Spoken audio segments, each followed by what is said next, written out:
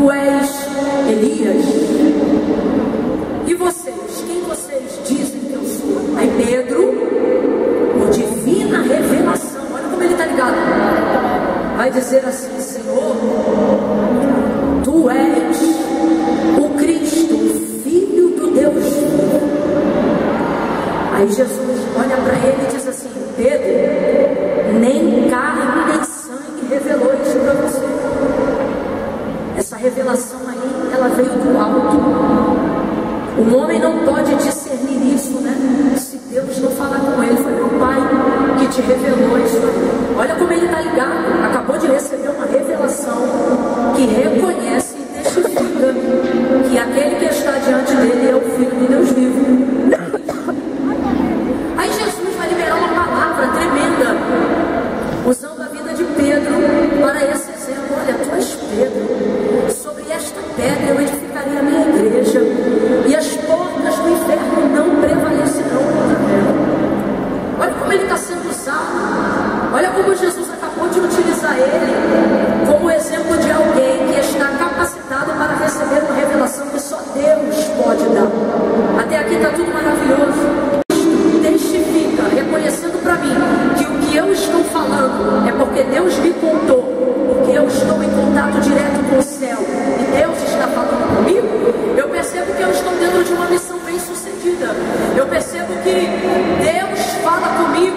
Eu percebo que eu estou com um time reconhecido pelo próprio Deus. Olha quem é o meu mentor, o Filho do Deus vivo. Olha quem é o meu discipulador, o Cristo, Filho do Deus vivo. Olha com quem eu ando com o Messias, o ungido, porque o Cristo é isso, o ungido, o enviado de Deus. Então Pedro está muito bem dentro dessa posição, compreendendo o sucesso da missão. Eu quero que você que me ouve repita após mim: sucesso. Vamos, todos digam: sucesso. Mas e se eu te disser que na missão de Cristo, isso é a sobra, isso é o resto, isso é a consequência, isso não é a causa, e isso não define o discipulado. O que é que define o discipulado? Aí Jesus vai apresentar agora. É necessário o quê? Versículo 24: aquele que quiser vir após mim, negue-se a si mesmo, tome sobre si a sua cruz e siga-me. Eu vou repetir: aquele que quiser vir após mim, negue-se a si mesmo, tome sobre si a sua cruz e siga-me. O siga-me aqui significa, na visão do discipulado, andar no mesmo ritmo. Completa a igreja. Significa andar no mesmo, seguir o mesmo compasso. Vamos colocar da seguinte maneira: imagine que uma música está tocando aqui agora, e aí a gente consegue acompanhar essa música batendo palmas através das nossas mãos.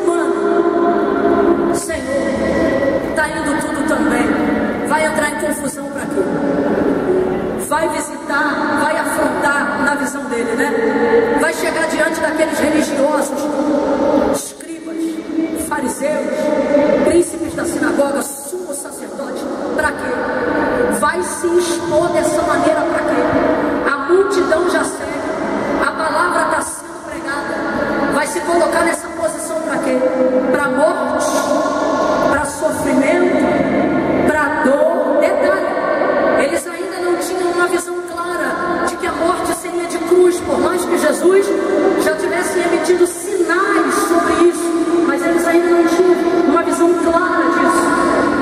E aí ele toma Cristo, e qual é a visão? Qual é a visão? É meu amigo, eu sou discípulo dele e ele é meu Senhor. Eu vou aconselhar ele aqui, não faça isso. Não se entregue, preste atenção. Não se entregue, não atrapalhe o sucesso da missão. Agora eu vou traduzir a minha perspectiva de Pedro por ter feito isso com Jesus. Sabe o que ele está querendo dizer? Vou falar aqui rasgado para todo mundo entender. Está indo tudo tão bem. A gente está pregando, o povo está sendo curado, o povo está compreendendo a visão do Evangelho. Olha aí o que a gente está fazendo, está dando tudo tão certo. Vai completando aí para mim, por favor, igreja. Está dando tudo tão? Dando tudo tão certo. Não mexe nisso. Não faz isso com o Senhor. Agora, você acha que Pedro está sendo instrumento de Satanás nessa hora, igreja?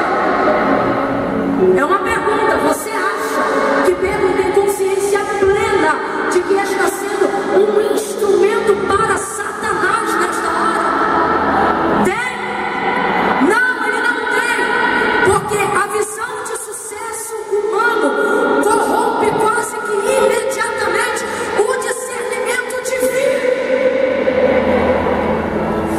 Ele acabou de receber uma revelação, mas porque tem uma perspectiva de sucesso humano e não da missão de Cristo ainda, o que ele pensa? Que Maracanã é sucesso, que seguidor é sucesso, que dinheiro é sucesso, que publicidade é sucesso.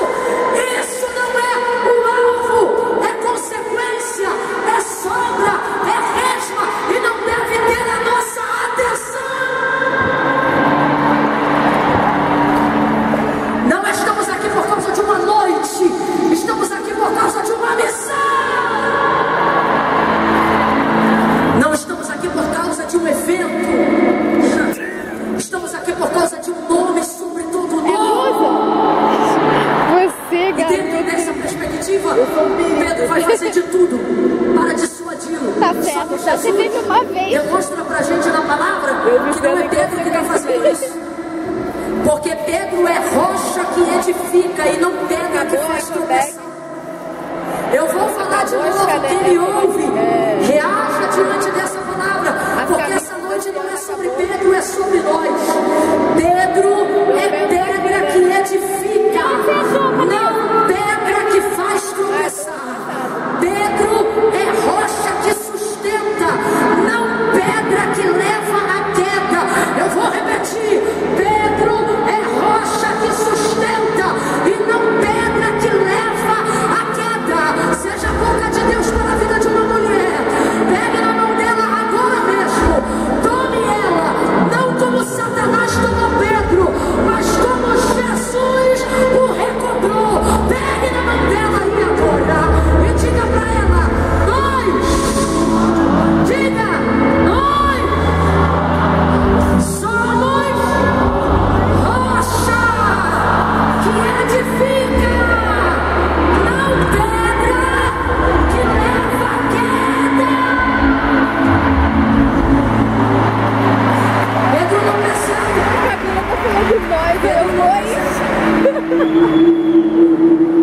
Acabou de me chamar de rocha.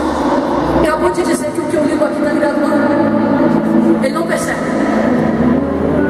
Ele está tomado. Gente, presta atenção nisso aqui. Ele está tomado por uma visão e por uma ideia. A reflexão de cada um de nós nessa noite aqui como igreja é: qual é ou qual tem sido sua perspectiva de sucesso? Se o seu sucesso não caminha com a dor, se o seu sucesso não caminha com o sofrimento, se o seu sucesso não caminha com o peso da cruz, você não é bem sucedido, você não passa de um fracassado bem pago. Você vai ter patrimônio na terra, mas não terá um lugar no céu. Você terá nome estourado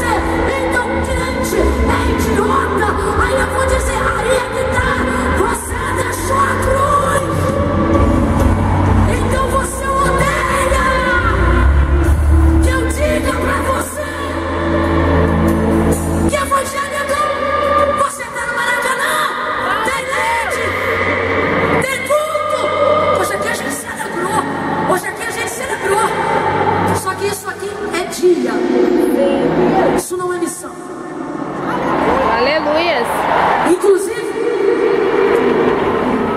a missão é quem sustenta um dia como esse.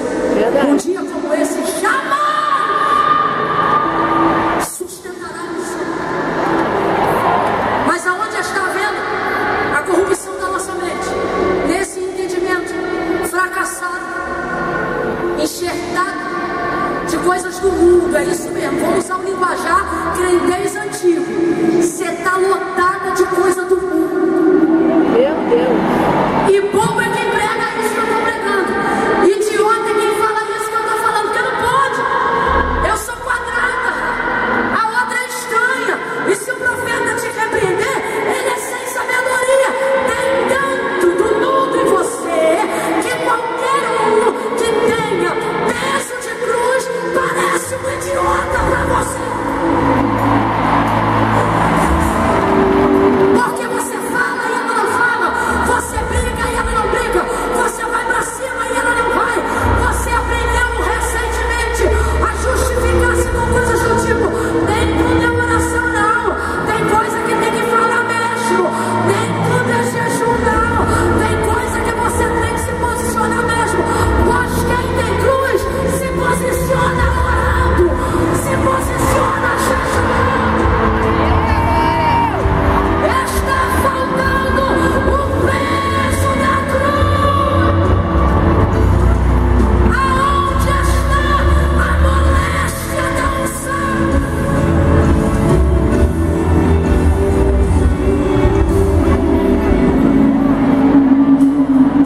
Aonde está o incômodo da glória? Sabe qual é o meu desespero? Sentir paz no lugar errado. Sabe qual é meu desespero?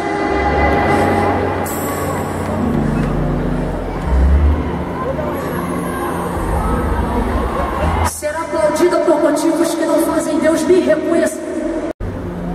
É isso aqui. Só que eu não sustento a missão. Mas a missão foi quem nos trouxe a esse lugar.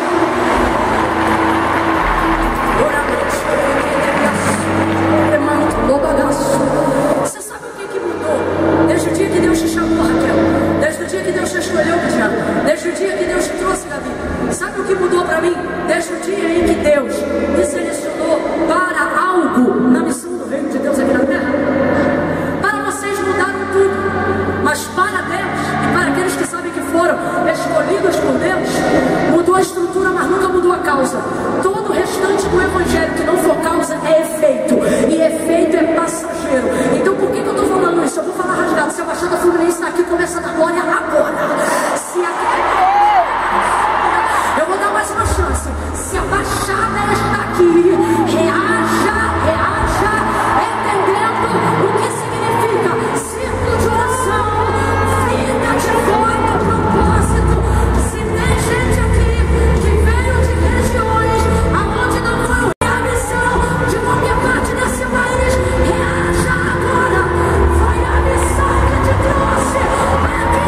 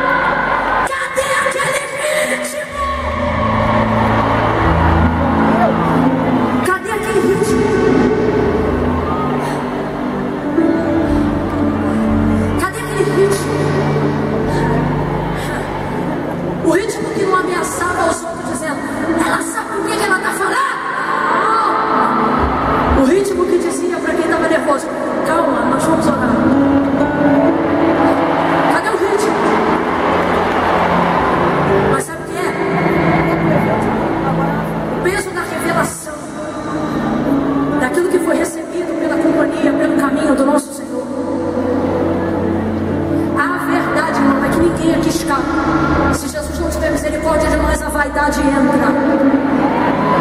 Por causa do peso da revelação, receber coisas de Deus torna você grande, sim. Só que o que você tem que saber é que você jamais será maior, porque no dia que você for o maior, você perdeu o propósito da missão. João Batista dizia, as pessoas diziam, tu és o Cristo. Ele dizia, não, o que vem após mim é maior do que eu. Ele está dizendo que ele não é grande? Não, o que ele está dizendo é, sempre haverá ele, e ele é o. Então essa é a visão de Pedro. Essa é a visão de Pedro, ele pensa nisso. E ele separa Jesus. O que me chama a atenção é que ele fala como um amigo. No contexto de hoje, tá? Não no contexto da cultura judaica. Pedro é a pessoa que aí eu pude estudar tudo que eu gostaria, porque eu tive que sair para trabalhar. E eu também não curto o sistema. Ele está debaixo de uma imposição romana. Agora, contudo, apesar de tudo, incluindo a si mesmo, apesar de si próprio, quem é Pedro? Aquele que o Senhor escolheu para tomar de exemplo do que a igreja será naquela ocasião, dizendo, ligou na terra, ligou no céu, desligou na terra, desligou no céu. Poder, estou te dando poder. Esse Pedro está com uma palavra tão doce. Esse Pedro está suave na língua. Não faça isso contigo mesmo. Não faça isso. Agora, veja como Jesus vai responder. Mas, virando-se ele a Pedro, ou seja, mas virando-se Jesus a Pedro, disse a Pedro, para trás de mim, Satanás. Eu gosto da versão Almeida, não traduzida, que diz assim, arreda, Satanás. Tu és escândalo, vamos às outras versões, tu és ofensa, tu és engodo a mim, porque não tens gosto nas coisas que são de Deus, mas das que são dos homens. Isso aqui cabe uma pergunta para a gente começar a encerrar. Tá crente aberto, sim.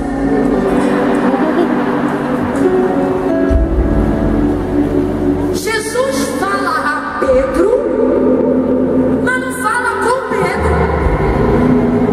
Ele já vira para Pedro dizendo, para trás de mim, Satanás. Fica com medo dele não. Para trás de mim, Satanás. Por que é Satanás que está falando? Porque é Satanás que não tem gosto nas coisas de Deus, mas somente nas coisas dos homens. Presta atenção. A estratégia do inferno não é colocar na gente gosto pelas coisas do inferno. Ninguém quer ter gosto pelo lugar onde o verme não morre e o fogo nunca se apaga. Ninguém aqui quer ir voluntariamente ao instrumento. Só um pouquinho, mas continua comigo. A visão de Satanás, de acordo com as palavras do próprio Jesus, é que ele